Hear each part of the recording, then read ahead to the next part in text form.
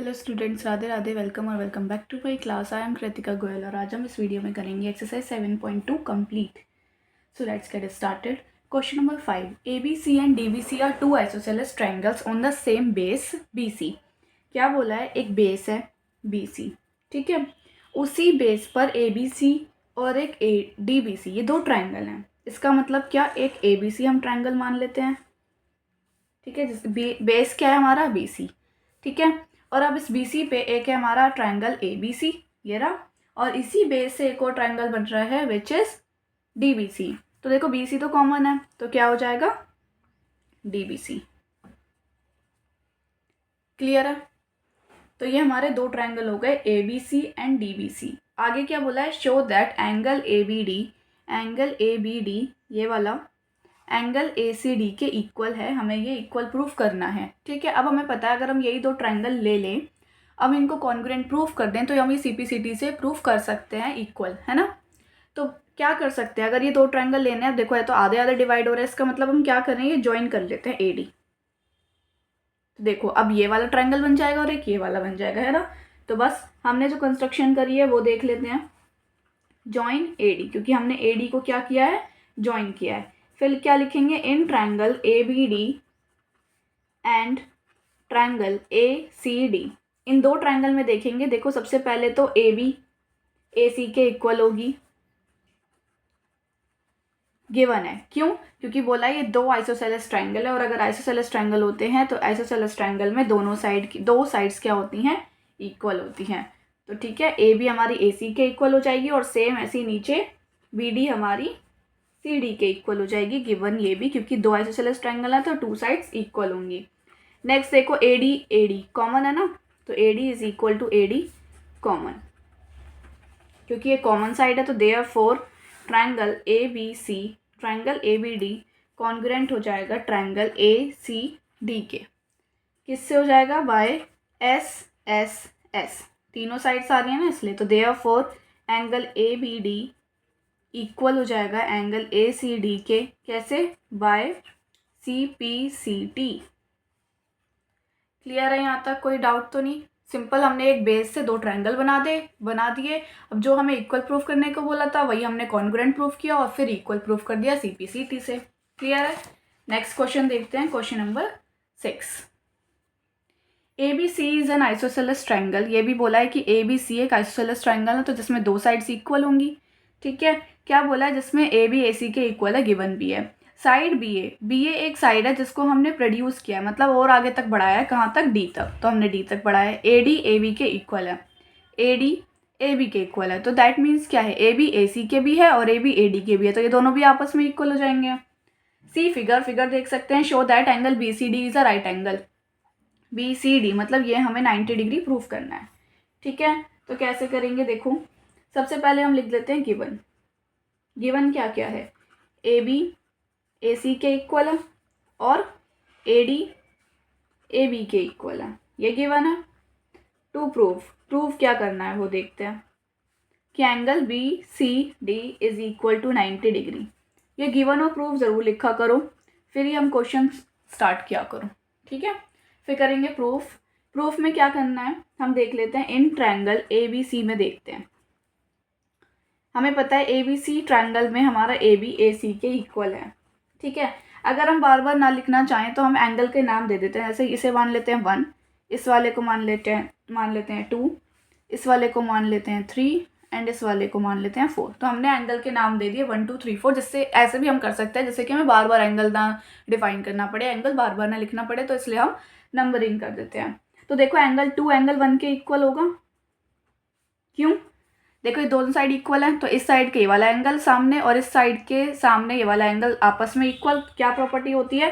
Angle opposite to equal sides are equal. इसको मान लेते हैं फर्स्ट, ठीक है। अब देखते हैं in triangle A C D में।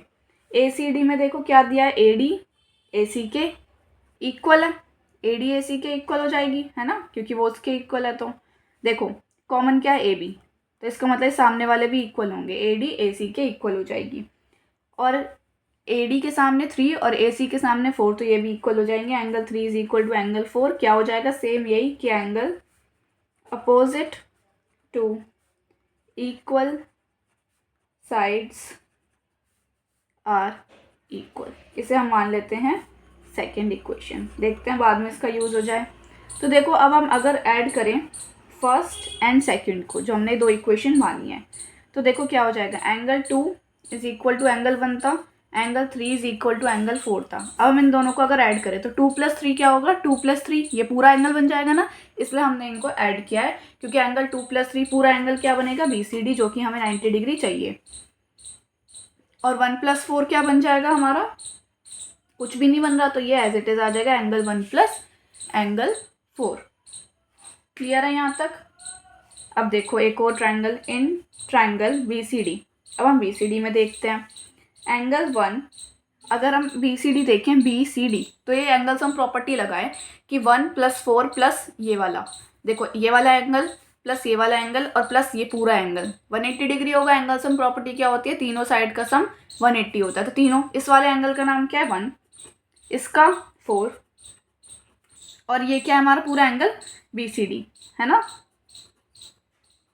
इज इक्वल टू 180 डिग्री, जो कि हमें BCD 90 चाहिए है ना। तो ये तीनों एंगल हो गए और जिसका सम 180। अब देखो BCD 1 + 4 की वैल्यू क्या है, BCD है, तो इसकी जगह हम BCD लिख सकते हैं, BCD angle BCD is equal to 180 degree. अब इसके आगे यहाँ देखते हैं, देखो 2 बार आ रहा है ना, तो क्या हो जाएगा, 2 angle BCD is equal to 180 degree.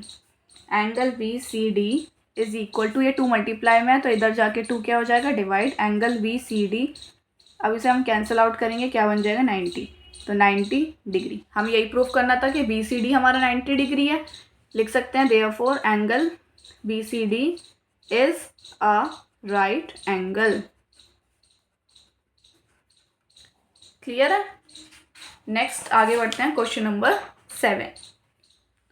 Question number 7 क्या बोल रहा है, ABC is a right angle triangle. ABC एक राइट एंगल ट्रायंगल है। अब ABC में किस पर 90 डिग्री है, A पर 90 डिग्री है, ठीक है।